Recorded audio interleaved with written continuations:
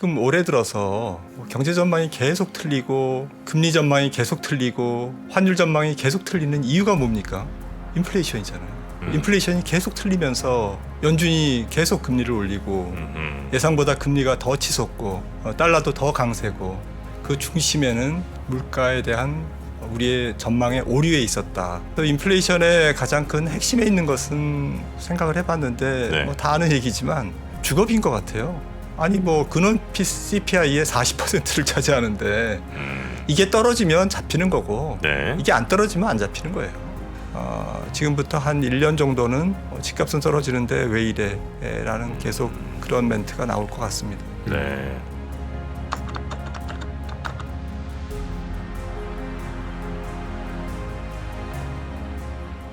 네. 네. 2022 하반기 자산시장 대전망, 우리의 돈들이 어디로 움직일지 이 얘기를 한번 잘 참고해 보시면 좋을 것 같습니다. 그나저나 부동산은 진짜 많이 좀 요즘 분위기가 심상치 않은 것 같더라고요. 뭐 주식 빠진 거 치면 뭐 빠진 것도 아닌 거 아 아니에요? 그런가요? 뭐 이거 하락폭이야 뭐 그렇긴 하겠는데 심리가 되게 많이 얼어붙은 것 같더라고요. 부동산 그냥 그 집에 살고 있는데 뭐 숫자가 그러니까 한 집에 그냥 본인 살고 있는 집은 뭐 큰 걱정 없으실 수 있을 텐데. 확실히 나하고 정프로하고 부동산을 생각하는 게 대안의 다르네. 입장이 네. 나는 별로 덤덤하거든. 뭐 평생 한 오르나 채? 빠져? 알겠습니다. 네, 평생 제로채. 네, 저도 걱정이 많습니다. 자, 우리 김한진 박사님은 어떤 걱정들 하신지 한번 들어볼까요? 어서 오십시오. 네. 어서 오세요. 안녕하세요. 네, 네. 우리 3프로 TV의 이코노미스트 우리 김한진 박사님. 오늘은 어떤 이야기를 주로 좀 해주십니까? 좀 생각을 많이 해봤는데요. 네. 좀 본질적인 부분을 우리가 계속 놓치고 있다 이런 생각을 본질을 합니다. 놓치고 있다. 네, 그러니까 좀 지금 우리 몸체가 있고 그림자가 있지 않습니까? 네. 좀 그림자를 가지고 계속 뭐 어떻게 될 건지 전망을 하고 있지 않습니까? 제일 중요한 거는 몸체죠. 네. 지금의 몸체는 결국 인플레이션이라고 봅니다. 근데 인플레이션을 너무 피상적으로 지금 우리 생각하고 있는 것 같아요. 뭐 저부터 시작해서 그냥 왔다 갈 거다. 예, 그리고 이제 인플레이션의 뭐 정체성, 속성, 인플레이션의 지금 어쨌든 특징 이런 거에 대한 조금 더 세밀한 고민이 좀 필요하지 않나. 왜냐하면 지금 올해 들어서 경제 전망이 계속 틀리고 금리 전망이 계속 틀리고 환율 전망이 계속 틀리는 이유가 뭡니까? 인플레이션이잖아요. 인플레이션이 계속 틀리면서 연준이 계속 금리를 올리고 예상보다 금리가 더 치솟고 달러도 더 강세고 그 중심에는 물가에 대한 우리의 전망의 오류에 있었다. 모든 어쨌든 오류의 본질이 네. 이런 생각을 조금 해봤고요. 결국엔 뭐 이번 주에 또 점도표도 나오고 경제 전망도 나오겠죠. 우리 시간으로 22일 새벽이면 네. 결과를 볼 수 있는데 점도표가 계속 틀려왔잖아요. 이번 점도표는 맞을까? 시장은 어쨌든 이런 모든 사실을 네. 좀 위에서 이렇게 조망하면서 뭐 미리 반영도 하고 또 선제적으로 대응 주가의 움직임으로 나타나니까 지금 투자자분들이 계속 당하는 거죠. 인플레이션 전망을 잘못함으로 인해서 생긴 여러 가지 오류에 지금 혼돈에 빠져 있다 이렇게 생각을 하는데요. 네.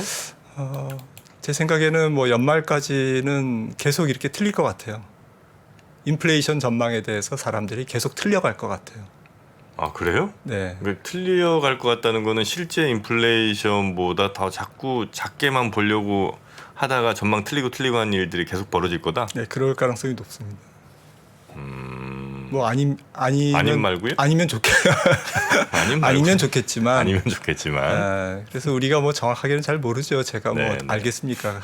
하지만 뭐 지금이 연준의 인사들의 블랙아웃 기간이잖아요. 네. 깜깜이 기간인데 마찬가지로 연말까지는 인플레이션에 대해서 우리가 잘 모르는 그 속성에 대해서 정확하게 모르는 그런 블랙아웃 기간, 좀 깜깜이 기간이 계속될 것이다라는 거고요. 네. 올해가 지나가면 이제 조금 뭐 보이겠죠. 더 선명하게 앞으로 인플레이션이 언제 잡힐지 또 어떤 경로로 안정될지에 대해서 조금 더 투명성이 나타날 거는 같은데 네. 뭐 서서히 나타나겠죠. 안개가 거치듯이. 예, 뭐 어느 날 하루 아침에 갑자기 뭐 짠 하고 나타나기보다는 안개가 거치듯이 조금씩 나타날 텐데 그래서 인플레이션의 가장 큰 핵심에 있는 것은 뭐 생각을 해봤는데 네. 뭐 다 아는 얘기지만 주거비인 것 같아요. 아니 뭐 근원 CPI의 40%를 차지하는데 이게 떨어지면 잡히는 거고 네. 이게 안 떨어지면 안 잡히는 거예요. 주거비. 적게 떨어지면 적게 잡히는 거고 네. 천천히 잡히는 거고 인플레가 이게 빨리 떨어지면 빨리 잡히는 거예요. 그래서 사람들은 주거비에 조금 더 집중해야 될 것 같습니다. 네, 네. 아니 근데 저는 이제 인플레에 대해서 아주 감히 제 의견을 좀 아유, 말씀드리겠습니까? 네. 당연하죠. 저는 이제 인플레라는 게 70년대, 50년대 이럴 때 인플레는 이제 더 이상 없다. 예를 들면 구조적으로 이제 이 세상은 아마존 등장 그리고 이제 전 세계 교역이 확대되면서 미국이 아무리 지금 뭐 인플레 어쩌고저쩌고 한다 하더라도 중국 물건 안 갖다 쓸 거는 아니잖아요. 아무리 뭐 둘이 서로 갈등한다고 그러더라도 뭐 갑자기 미국에서 뭐 무슨 저 플라스틱 장난감 밥그릇 이런 거 만들어 갖고 생산할 거 아니란 말이죠. 그러니까 그런 인플레는 이제 끝났다. 다만 돈을 너무 많이 풀었다. 돈 많이 풀어서 인플레 잠시 생긴 건 맞다. 그러나 돈 많이 풀린 것만 어느 정도 줄어들면 다시 이 인플레는 낮아질 수밖에 없는 거 아니냐. 근데 돈이 얼마나 줄었나요? 지금 돈이요? 하나도 아직 안 줄었는데? 줄었죠. 네. 그래서 이게 돈만 줄면 되는 거 아니냐고 이제 9조 저는 달러 생각하고 풀었는데 지금 QT에서 네. 주는 게 700억 달러밖에 안 되니까 0.6%인가요? 네. 전체 연준의 유동성에 그 정도 줄었어요. 이미 예를 들어 2020년에 뭐 1억 달러 풀었다. 그런데 이제 그 이후로 더 안 푼다면 더는 이제 인플레가 생길 수는 없는 거잖아요. 근데 실물 경제가 필요로 하는 돈보다 네. 이미 많이 풀려 있는 거죠. 네. 그러니까 마치 호리병에 마개가 열리고 그 음. 안에 있는 방사능이 유출되면 네. 이 방사능이 100년 가잖아요. 네. 200년도 가고. 아니, 갑자기 진이가 나와야 되는데 방사능이 나오네. 네. 진이는 우리 위해서 갖다 싹 들어가는데 방사능 100년. 예를 들어서 이게 실물 경제보다 네. 더 많이 풀린 유동성이 네. 이미 시장에서 돌아다니고 있는 거죠. 네. 예. 그래서 돈이 자기 일을 하잖아요. 아 스스로 계속 네. 돌면서 그래서 일을 못하게 지금 막는 게 이제 금리 인상이고 QT인데 네네. 이런 것들이 아직은 이 활동성이 워낙 큰 이 활동성이 큰 일종의 바이러스잖아요. 네. 인플레 바이러스가 잘 안 잡히는 거죠. 아, 너무 독해서. 저는 정프로는 이것도 약간 좀 반기를 들고 싶습니다. 예전에는 돈 풀면 지금 정확한 숫자는 기억 안 납니다만 예를 들어 1달러 풀면 걔가 뭐 200번을 바퀴를 돌았는데 지금은 1달러 풀어도 잘해야 뭐 30바퀴인가밖에 안 돈다는 거예요. 통화 유통 속도죠. 예, 그래서 이제 그게 그만큼 줄어들었다는 거는 옛날에 1억 달러 풀을 때보다 지금은 효과가 훨씬 적다는 거죠. 예, 그래서 다 인정합니다. 인정합니까? 정프로님 말씀 됐- 인정하는데 여기까지만 됐습니다. 물가는 떨어지잖아요. 그래서 네네네. 떨어지고 있잖아요. 네. 우리가 떨어지냐 안 떨어지냐 OX를 지금 갖고 논쟁을 하는 게 아니고 네. 얼마나 떨어지냐, 어느 정도의 속도로 떨어지냐. 네. 떨어지는데 뭐 올해 연말에 뭐 그냥 한 8%, 그러면 8.6에서 8%. 그럼 계속 실제로 힘들어야 되겠네요. 3월에 지금 금리 인상이 시작됐는데 음, 8.3%, 0.2% 포인트 떨어뜨리는데 225bp 금리 인상했잖아요. 그러니까 이게 현실이라고요. 그렇습니까? 6개월 동안 연준이 열심히 일했는데 음. 인플레는 나 잡아봐라 하면서 음, 그냥 희희낙낙 지금 돌아다니는 거예요. 네. 이렇게 틀려놓고 지금도 맞출 수 있다. 이 인플레를 음, 잡을 수 있다라고 생각하는 것은 뭐 오만이고 착각이다라고 얘기하는 사람이 레리 서머스죠. 그렇습니까? 그런 사람들이 그렇게 이제 조금 좀 과격하게 얘기하는 거고. 그분의 얘기가 대충 맞아 돌아가고 있어요. 지금 거의 네. 1년 동안 그죠? 레리 씨 얘기가. 네. 네. 네. 그리고 뭐 제임스 블라드 총재가 연초부터 어떻게 얘기했습니까? 트랜지터리 아니다. 인플레이션 속성에 대해서 얘기했잖아요. 음, 그러니까 안 떨어진다의 문제가 아닌 것 같아요. 네. 어느 정도의 궤적으로 떨어지느냐. 근데 가장 큰 것은 현실적으로 뭐 어쨌든 비중을 그렇게 만들어 놨으니 그리고 뭐 전년동월 대비 똑같은 기준으로 비교를 하니 네. 결국 뭐 주거비가 가장 중요하고 두 번째는 지금 지난번 인플레이션에서도 지표에서도 보셨지만 결국 에너지 가격이 인플레이션으로 전가가 되잖아요. 네. 그러니까 근원 인플레이션에는 유가 자체는 안 들어가지만 유가로 인한 영향받은. 뭐 교통비 네. 이런 것들이 들어가잖아요. 네네. 이런 게 한 11% 올랐잖아요. 그리고 미국 경제가 강하다는 게 문제예요. 죽어야 되는데. 제 생각에는 미국 경제가 빨리 죽으면 이 사태가 빨리 끝납니다. 안 죽네. 네, 빨리 죽어야 돼요. 근데 네. 빨리 죽지 못할 구조를 갖고 있어요. 사람들은 기업 실적이 좋아서 네. 경제가 연착륙하니까 주가가 적게 떨어진다라고 얘기하지만 네. 그것 때문에 주가가 많이 떨어질 수 있다라는 거예요. 왜냐하면 기업 실적이 인플레이션을 계속 부추기고 있는 거예요. 임금이 오르니까 네. 고용 시장이 타이트하기 때문에 거기서 좀 문제가 있는 거죠. 그래서 우리가 생각하는 상식적인 네.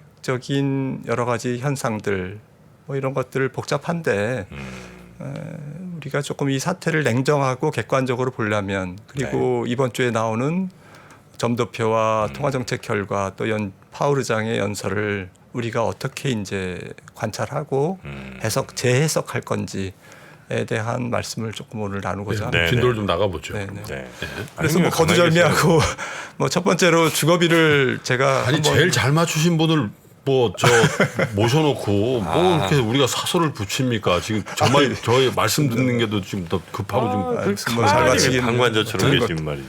들린 것도 많습니다. 따질 때 따져야지. 네. 근데 계속해 어쨌든 주세요. 저는 뭐 오늘 좀 네. 뭐 키워드를 해방이라고 봤는데요. 해방이요? 뭐 해방일지 나의 해방일지라는 뭐 드라마. 제가 드라마도 되게 재밌게 봤는데 네.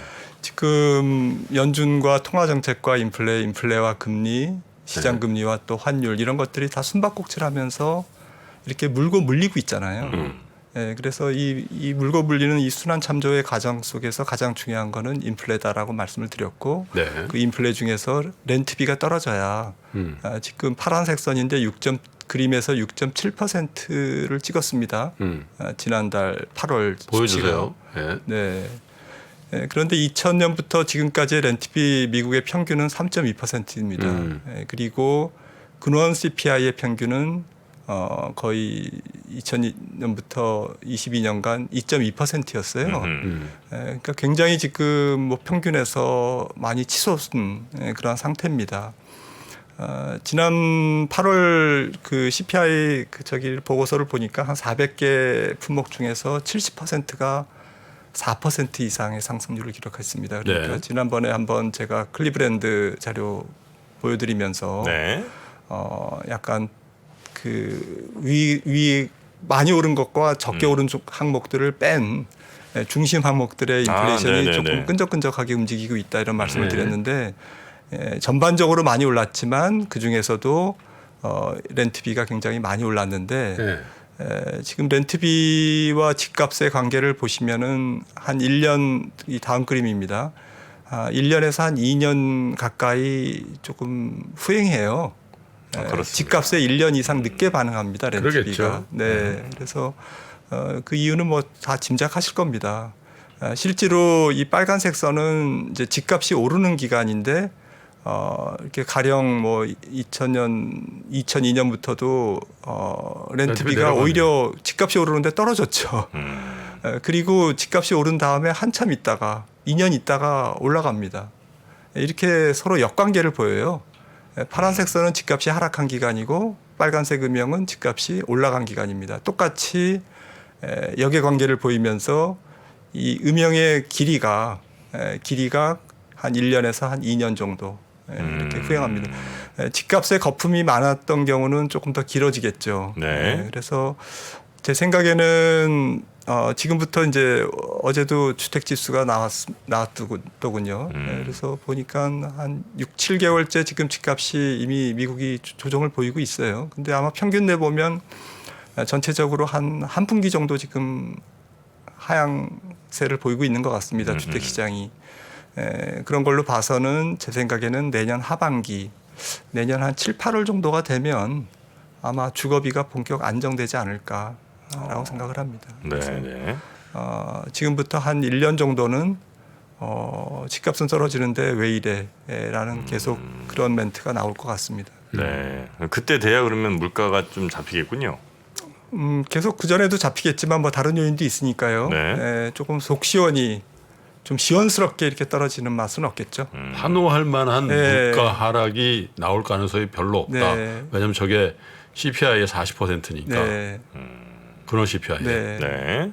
물론 이제 근원 PC나 PCE 지표에는 이제 뭐 이거는 상무부가 집계하는 거니까 지금 주거비가 적게 들어가잖아요. 그러니까 PCE는 조금 안정되겠죠. 근데 시장은 이미 근원 CPI 전월비에 반응을 많이 할 것 같습니다. 앞으로. 자, 인플레는 그래서 한 굉장히 쉽지 않게 아마 우리가 기대하는 것보다 훨씬 늦게 천천히 내려올 것 같고요. 네, 그래서 결론적으로 뭐 올해 연말에 뭐 거듭 말씀드리지만 미국 CPI가 한 7% 초반, 7.3%. 뭐 연말이라고 해봤자 뭐 몇 달 안 남았지 않습니까? 7.3% 정도 찍고 내년 연말이 한 6% 이제 아마 내년 중반이 6% 하회할 것 같고 네. 내년 말에는 이제 4%대 뭐 4% 정도 이렇게 하락할 것 같습니다. 내년 중반기에도 6%대요. 네, 그래서 결국 이번 주에 나오는 점도표에서 2024년까지는 금리를 동결할 것이다라는 쪽에 중간값이 많이 형성될 것 같아요. 네, 그래서 간밤에 보니까 골드만삭스도 비슷한 의견을 내놨더만요. 이번 주에 점도표가 이렇게 나올 것이다. 뭐 이렇게 전망을 했는데 저는 일찌감치 뭐 6월에 동결하고 그리고 2024년 3월에 첫 금리 인하를 시작할 그 거다. 동결은 내년 6월에 가서야 동결이 된다. 네, 시장 컨센서스는 뭐 내년 3월이라고 조금 맞춰져 있습니다. 대신에 이번 달 금리 인상을 75bp 뭐 4회 연속이죠. 자이언트 스텝이 그리고 11월에도 75bp 쪽에 아마 보는 분들이 많아진 것 같고요. 12월에 비로소 50bp 그래서 4.25를 찍고 그 대신에 최종 금리 인상은 내년 3월에 25bp 인상하면서 끝날 거다. 그리고 한 1년 정도 동결할 거다. 이런 쪽으로 사람들이 의견이 모아지고 있는 것 같습니다. 그거를 한 분기 정도 더 연장해서 봐야 될 것이다. 이렇게 보시면. 네, 저는 뭐 또 연장되지 않을까. 자, 뭐 물가는 이제 그리고 금리는 그렇게 아마 진행이 될 걸로 보고 계시고요. 네. 그리고 사람들의 지금 이제 금리 전망이나 인플레 전망을 계속 좀 괴롭히는 틀리게 만드는 요인이 유럽이잖아요. 유럽 부분은 뭐 연준이 어떻게 할 수도 없는 거고, 뭐 푸틴이 어떻게 할 수도 없는 거기 때문에 네. 통제선 밖에 있는 건데 제 생각에는 뭐 달러 환율이 어떻게 될 거냐는 사실은 인플레이션의 그림자죠. 왜냐하면 유로존과 미국의 물가 차이에서 달러가 지금 결정되고 있으니까요. 유로화를 통해서 달러가 결정되고 있기 때문에. 근데 이제 뭐 환율은 사실은 그림자이면서 지금 시장을 보는 보조 지표인데 네. 이게 환율이 조금 안정돼야 시장에 조금 봄 기운이 돌 것 같아요. 그 전까지는 말씀드렸듯이 계속 블랙아웃 기간, 깜깜한 속에서 암흑을 헤매는 뭐가 뭔지 모르는 서로 꼬집고 난리죠. 엎어지고 우당탕탕 뭐 이런 과정일 거고 달러가 결국 이제 안정이 되면 이런 안개가 좀 거치는 시기와도 일치할 것 같습니다. 그런데 그 시기는 대체로 올해 연말이나 새봄이 오기 전에 좀 늦어도 내년 3월 빠르면 뭐 환율도 가격 변수기 때문에 조금 선행성이 있거든요. 네. 미리 베팅하는 거죠, 사람들이. 그래서 연말 정도면 달러가 조금 뭐 다시 약세 반전되지 않을까. 하지만 내년 연말이요? 아니 올해 연말. 올해 연말. 네, 그래서 얼마 안 남았다. 좀 투자자분들께 조금만 더 고생하시라 이런 말씀을 좀 드리고 싶은데. 주식의 관점에서 보면. 네, 주식의 관점에서. 또 달러가 약세를 보이면 뭐 강한 기술적 반등이 분명히 있을 수 있죠. 네. 그래서 하지만 그거는 끝이 아니다. 달러 강세는 아마 내년도 3월 이후에 환율과는 인플레이션과는 별개로 아마 경기 침체의 후폭풍으로 다시 한번 2차 달러 강세가 올 수 있다. 그런데 그거는 뭐 그때 가서 생각하면 되는 거고요. 아무튼 달러도 쉽게 잡히지는 않을 것 같습니다. 하지만 그래도 1차 변곡점은 가까워졌다. 이렇게 네. 생각합니다. 그 이유는 뭐 유로존이 인플레이션에서 해방되기 때문에 그런 거죠. 지금 미국의 인플레이션은 사실은 수요 요인에 좀 가깝고 유로존의 인플레이션은 공급 요인에 가깝잖아요. 가스 같은 거. 근데 동절기를 지나면 일단 에너지 가격이 좀 하락할 가능성이 있고 물론 이제 유로존에서 확보한 뭐 천연가스와 원유의 재고는 바닥나겠죠. 겨울을 지나면서. 하지만 바닥나는 대신에 수요가 감소하잖아요. 그러면 공급 요인에 의해서 지금 시달리던 유로존의 물가가 인플레이션이 수요 침체 요인을 급격하게 반영하면서 유로 물가가 급락할 가능성이 높습니다. 네. 그러면서 그림에서 보시는 그 유로존과 미국의 물가 차이와 지금의 달러는 굉장히 연관성이 높거든요. 상관성이.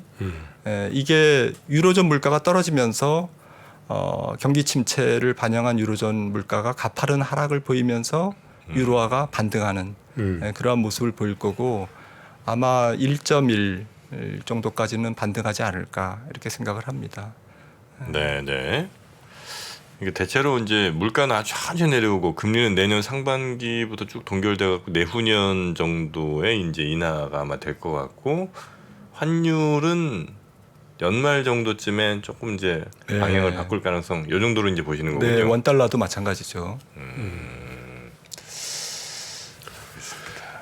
길고 긴 터널이 아직 남아 있다는 말씀이신데. 주식 투자하기에는 썩 안 좋은 환경이군요. 그래도 이거는 저는 신통방통하다고 봅니다. 굉장히 경기가 네. 잘 버티고 있는 거죠. 지금까지. 그러니까 8%대의 인플레이션에서 경기가 꺾어져야 마땅한데 네. 지금 뭐 미국이 워낙 뭐 단단하니까 일단 버텨주고 있고 다른 나라도 뭐 다른 나라는 좀 어렵지만 그래도 물가 인플레이션에 비하면 잘 버텨주는 거 아닌가 싶습니다. 네. 근데 결국 버티다가 이제 다 이렇게 동반해서 경기가 이제 둔화될 텐데 경기라는 게 좀 살아있는 생명체라서 서로 이제 영향을 주잖아요. 네. 서로 핥히고 뜯고 이러잖아요. 한 나라만 경기가 나쁘면 괜찮은데 지금은 모든 나라가 같이 돈을 풀었고 모든 나라가 같이 인플레이션을 겪고 있기 때문에 모든 나라가 동반 침체한다라는 게 이제 조금 으시시한 그 그런 모든 나라 환경이죠. 중에 사실은 우리나라 좀 불리한 편이죠. 굉장히 불리하죠. 원유를 수입해서 가공해서 수출해야 되는데 그렇죠. 수입할 때 무역 적자 나고 수출할 때 세계 교역이 둔화돼서 수출이 줄고 거기다 경제가 안 좋은 거 때문에 떨어지는 지지율을 외부 요인으로 상쇄하려는 노력들이 있을 테니까 네. 그게 이제 미중 갈등의 네. 경제적인 측면 말고 외교 안보 군사적으로 갔을 때 우리의 입지는 더 줄어들 거고 그러니까요.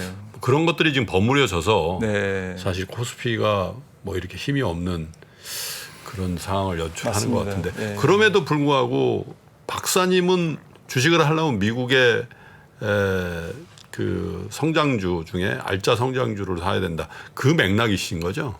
네, 그렇습니다.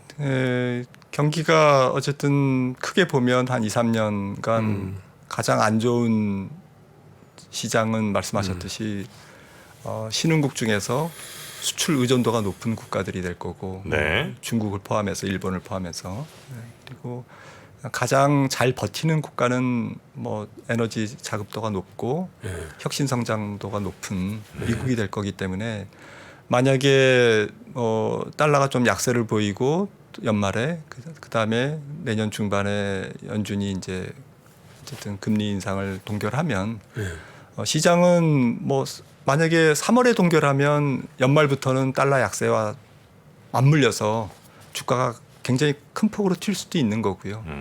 만약에 내년 6월에 금리를 동결하면 보통 금리를 동결하기 한 3개월 전부터 금리는 빠지거든요. 예. 시장 금리는 야 이제 한 번 인상밖에 안 남았어. 이러면 시장 금리는 내려갑니다. 내려가면서 주가는 올라가거든요. 만약에 6월에 동결한다면 내년 3월부터는 주가가 올라가죠. 그런 관점에서는 미국 성장주가 가장 돋보일 것 같습니다. 그때. 만약에 내년 3월에 금리를 동결하고 연말에 좀 환율의 변화가 보인다면 사실은 얼마 안 남았죠. 한 3, 4개월만 조금 버텨서 이제 조금 새로운 강세장을 준비하면 되지 않을까 싶습니다. 근데 네. 이제 뭐 좀 보수적인 시장관을 유지하고 있는 분들 중에서도 사실 상당히 많은 분들은 야 오히려 한국 주식이 오른 것도 없고 네? 한국 주식의 주가 수익 비율이나 뭐 PBR 같은 것도 감안해 보면 역사적 저점 부분이야. 사실 미국은 근데 뭐 빠진 게 있냐? 뭐 이렇게 생각하고 보수적으로 보는 관점 내에서도 뭐 예를 들면 김영익 박사님 같은 분들도 오히려 한국 주식이 더 그때 지난주에 우리 토론할 때도 네. 다른 데서 토론 한번 했거든요. 그래서 그런 이제 약간 다른 시각들인데 김 박사님도 한번 여쭤보려고 하긴 하는데 한국 주식에 대한 시각은 어떻게 갖고 계세요? 한국 주식은 글로벌 안정 성장주가 너무 적어요. 그리고 글로벌 성장주 중에는 지금 반도체 2차 전지 좀 여러 가지 테마는 있지만 조금 시가총액 비중이 그렇게 큰 건 아니죠. 반도체 제외하면. 그래서 외국인들도 제한적인 어쨌든 접근을 할 거다 생각하고요. 가장 큰 거는 좀 그 주주 환원율이 글로벌 스탠다드에 너무 떨어져요. 미국의 10분의 1이니까요. 그래서 자사주 매입이라든지 배당이라든지 이런 것들이 너무 약하기 때문에 서서히 매력을 잃고 가고 지금 외국인들이 시총 비중이 30%까지 내려온 것은 주주 환원율 어쨌든 정체와 무관하지 않다고 생각합니다. 제 생각에는. 네. 어떤 순환적인 경기 요인도 있지만 그래서 전체적으로 미국 증시를 추종하고 후행하거나 뭐 어쨌든 뭐 때로는 선행하죠. 어쨌든 미국 증시에 종속된 좀 자존심 상하지만 그런 증시의 틀을 벗어나지 못한다라는 거죠. 그러면 PR을 높게 받을 수가 없어요. 네. PR이 높아져야 됩니다. 근데 PR이 저절로 높아지는 게 아니라 경제의 성장 잠재력이 올라가야 되고 글로벌 성장 기업, 안정 성장 기업들이 또 많이 나와줘야 PR 리레이팅이 일어나는데 네. 또 주주 환원율이 높아져야 퍼가 조금 점프업 하는데 이런 부분들에서 좀 안타깝죠. 그러니까 제한적인 범위 내에서 올라갈 것 같고 네. 종속돼서 변동하는 그러한 장이 될 것 같아요. 그래서 늘상 말씀하시는 게 이제 배트를 좀 짧게 잡고 채널 안에 있으니까 네. 그런 이제 개별 종목 장세나 박스권 장세 안에서의 수익률 네. 관리 같은 것들을 할 때 뭐 현금 확보가 그만큼 돼 있으면 좋겠지만 그렇게 안 돼 있을 경우라도 그런데 또 진짜 딱 맞는 것 같아요. 뭐가요? 한국이 불리해 보여. 그렇죠? 주주 환원율도 그렇고 또 지정학적인 그런 것도 그런 것 같고 그래가지고 결심했어. 딱 미국 주식으로 한번 가볼까? 지금? 환율이요. 네. 도저히 그 용기를 못 내잖아요. 그렇죠. 그래서 거꾸로 포지션이 있는 분들은 야, 또 애플 빠진 것도 없네. 이 환율에 바꿔가지고 삼성전자를 사거나 한국에 어떤 많이 빠져 있는 우량주를 사면은 이 판에서 또 한 번 먹겠지 이렇게 하고 이런 분들도 꽤 생겼어요. 투자가 환율이 있으니까 좀 네. 아직 환율 걸림돌이 때문에. 있죠. 근데 우리나라 그 성장주들이 이렇게 그동안 몇몇이 주가 흐름을 보면 물론 이제 계속 올라가는 종목도 많았습니다만 대체로는 미국 주식과 비교해서는 굉장히 시클리컬해요. 그러니까 뭐 어떤 주가가 아무리 좋은 성장주라고 해도 뭐 계속 올라가기만 하겠습니까? 뭐 올라가면서도 굴곡이 있는 건 마땅한데 그렇죠. 이 굴곡이 항상 크다라는 거죠, 한국 주식은. 그래서 성장주라고 샀는데 이 굴곡에서 이 경기 순환 국면에서 조정 국면에서 도저히 못 버티고 파는 경우가 굉장히 덜어 있어요. 실제로 실전 투자에서. 그래서 제 생각에는 한국 주식을 한 3년 정도에서 한 4년 정도 에는 교체 매매를 하시라고 말씀드려요. 미국 주식은 뭐 어떻게 굴곡을 맞추겠어요. 그냥 뭐 냅두고 오히려 떨어지면 조금 더 사고, 예를 들어서 애플 같은 경우 이제 그러면 어쨌든 길게 봐서 한 10년 이렇게 20년 이렇게 갖고 있어도 뭐 배당 분기마다 또박또박 들어오고 이런 맛이 있잖아요. 우리나라는 뭐 분기 배당도 없고 한 번 빠질 때는 조정폭이 너무 크고 우량 성장주임에도 불구하고 이제 이런 어려움이 있는 거죠. 실제로 투자할 때. 네, 네. 공감하실 겁니다, 시청자분들이. 그래서 미국에 다시 한번 저는 또 관심을 한번 가져보도록 하겠습니다. 유럽은 안 좋죠? 네, 유럽은 뭐 어쨌든 유럽은 내년도 더 안 좋을 것 같아요, 시장이. 네. 네, 뭐 같이 올라갈 때는 반짝하고 올라가겠죠. 네. 그런데 뭐 쉽게 들어가면 안 될 지역이라고 생각을 합니다. 유로존은 좀 골마가고 있고 네. 아마 아까 2차 달러 강세를 말씀드렸는데 유로존에 대한 존립의 회의성? 존립할 수 있을까라는 회의감이 그런 회의들이 확산되면 또 크라이시스. 네, 그게 아마 내년도에 그 경기 침체로 인한 유로존의 2차 유로화 약세 여파, 또 영국 같은 경우도 그렇고 ECB도 그렇고 이번에 에너지 때문에 채권을 많이 발행해요, 국채, 적자 국채를. 이래서 유로존 국채 금리가 다시 올라갈 가능성이 내년에 높습니다. 그런데 금리가 올라간다고 유로화가 강세로 가지 않아요. 그거는 채권 발행에 의해서 금리가 올라가기 때문에 어쨌든 신용 스프레드가 벌어지는 것처럼 유로화 약세를 아마 촉발할 수도 있는 것 같고요. 그런 관점에서 경기의 후폭풍은 내년도에도 여전히 이어질 것 같습니다. 네, 네, 네. 그러니까 지금까지는 독일이 부담하면서 끌고 온 건데, 독일도 이제 뭐 남유럽이나 뭐 이런 것들, 그리스도 그렇고 뭐 독일이 워낙 짱짱했으니까, 그죠? 그렇죠. 근데 독일이 지금 뭐 장작불 패야 된다니까. 알겠습니다. 오늘 우리 김환준 박사님과 벌써 시간이 다 됐나요? 다 됐죠. 예. 그러네요. 시장의 큰 그림 오늘도 한번 그려봤고요. 실체는 인플레다. 인플레를 자꾸 우리의 희망대로 낮춰 전망하는 그런 우를 범하지 말자. 그런 말씀 제가 새겨 듣도록 하겠습니다. 인플레의 속성. 렌트비 제가 한번 유심히 살펴보겠습니다. 네, 함께 해주신 우리 3프로TV의 김환준 박사님 고생 많으셨고요. 다음 주에 뵙겠습니다. 고맙습니다. 네, 감사합니다. 감사합니다. 통찰은 관찰에서 나오고 관찰은 관심에서 시작됩니다. 당신의 관심이 통찰로 이어지는 곳. 세상의 모든 지식 언더스탠딩.